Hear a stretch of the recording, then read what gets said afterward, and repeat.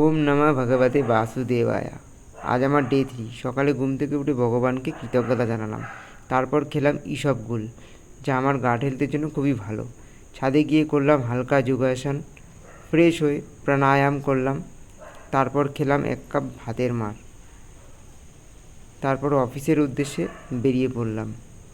অফিসে গিয়ে ব্রেকফাস্টে ছিল ভাত আর সবজি স্টু।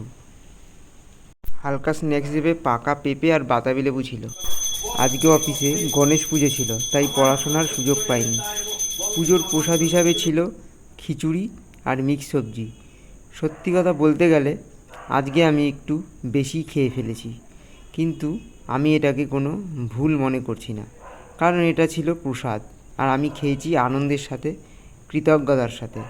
গাট হিলিং মানে শুধু খাবারের লিস্ট ফলো করা নয়, বরং মনকে শান্ত রাখা, স্ট্রেস ফ্রি থাকা আর ব্যালেন্স শেখা। আজ আমি শিখলাম, যদি কখনো একটু বেশি খেয়েও ফেলি, সেটা গিল্ট নিয়ে নয়, বরং গ্র্যাটিটিউড নিয়ে নিতে হবে। বাকি দিনে আমি আমার হালকা রুটিন ফলো করেছি। ফল, ডালের জল, সবজি সিদ্ধ, তারপরে নাম জপ করলাম। আজ শরীর ভালো লাগছে, মনও হালকা লাগছে।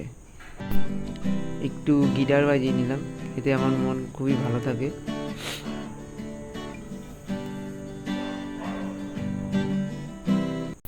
তারপর ঘুমানোর আগে ভগবানকে কৃতজ্ঞতা জানালাম। এটাই ছিল আমার ডে 3।